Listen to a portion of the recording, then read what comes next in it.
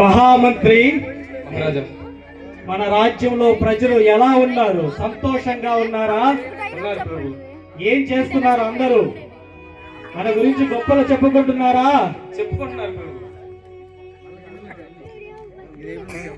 మరి అటులైన William Carey సంఘం ఒకటి ఉంది కదా, అక్కడ సంఘస్థులు ప్రజలు ఏమనుకుంటున్నారు? అందరూ టైంకి చర్చికి వస్తున్నారా? రావట్లేదు ప్రభు. రావట్లేదా? రాని వారికి ఒక్కొక్కరికి 10 కోట్ల డబ్బులు విధించండి. అలా అయితే మీరే మొదలుంటారు ప్రభు. అయితే వద్దులే. మరి ముందుగా వచ్చిన వారు ఎవరైనా ఉన్నారా? టైంకి వచ్చిన వారు ఎవరైనా ఉన్నారా? మనము ప్రభు.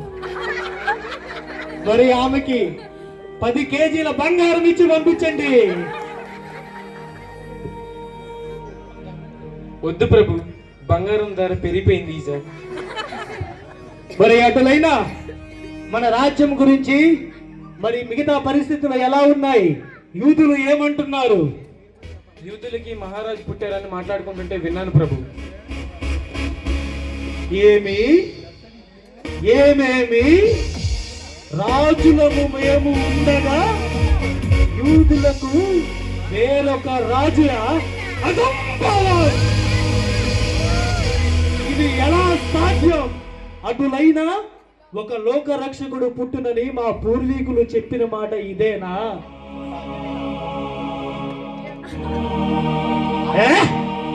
భీతి నెరుగని నన్ను ఈ వార్త ఎంతగానో కలవరపెట్టుచున్నదే.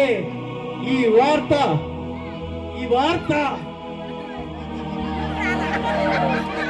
వార్త వినినా నా కన్నబేరి పయ్యమలగుచున్నదే. వెంటనే ఎవరక్కడ?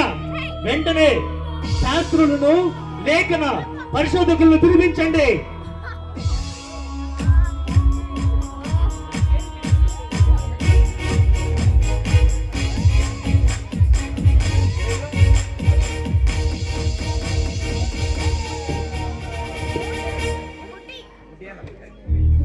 రండి శాస్త్రులారా. బెత్లెహేములో యూదుల రాజు జన్మించాడని చెప్పి మంచి టాక్ నడుస్తుంది. ఆ గూగుల్ శాస్త్రి,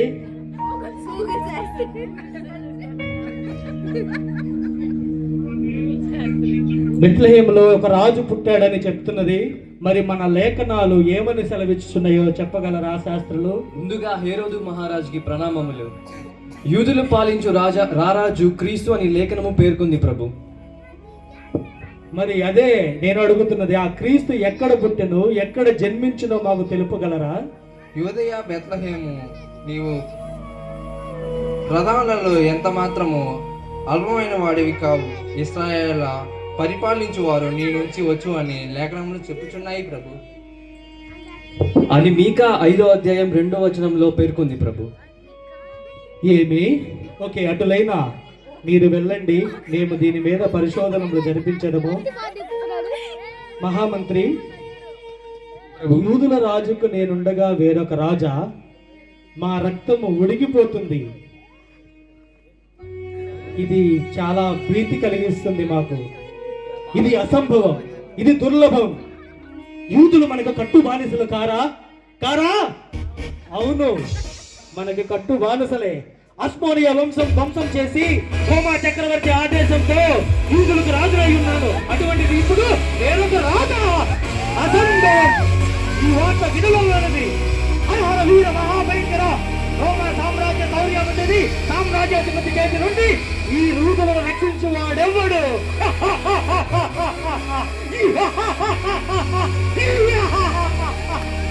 అటువైనా ఎవడైనా వచ్చినా కూడా వాడు దేవుడైనా సరే, శివుడైనా సరే, ఖచ్చితముగా, ఖండితముగా, శాశ్వతముగా వాడిని ప్రక్షాళన చేయించి ఆ యూదు రాజుగా పుట్టిన బాలుని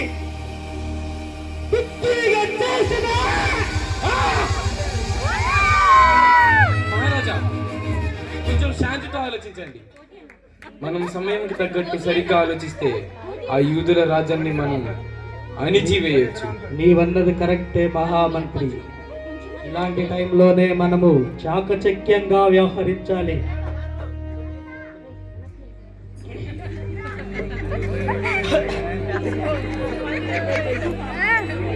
మహారాజా ఇలాంటి సమయంలో పరాక్రమము కన్నా బుద్ధిశీలత మిన్న.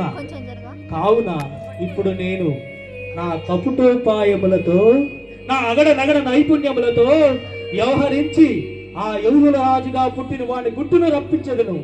దీనికి ఒకటే మార్గం. ఎవరెక్కడ? వెంటనే జ్ఞానులు పిలిపించండి.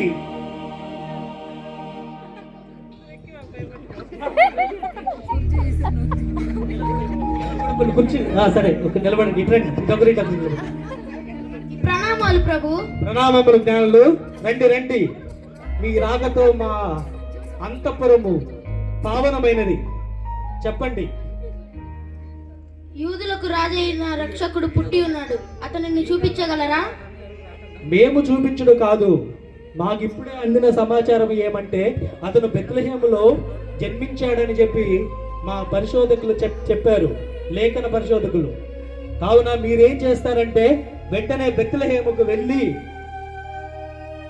ఆ బాలుని ఆచూకీ కనుగొని అతన్ని పూజించి, అతను దర్శించుకొని అతను పూజించి మరలా నాకు వచ్చి అతను ఆచూకీ నాకు తెలియపరిచినచో మేము కూడా వెళ్ళి ఆ బాలుని, అదే ఆ యూదుల రాజుగా పుట్టిన ఆ బాలుని మేము కూడా పూజించదము. కానీ జ్ఞానులారా, మీరు వెళ్ళి ఆచూకీ కనుగొని దర్శించి పూజించుకొని మరలా తప్పక తిరిగి రండి. వెళ్ళండి మహా జ్ఞానులారా.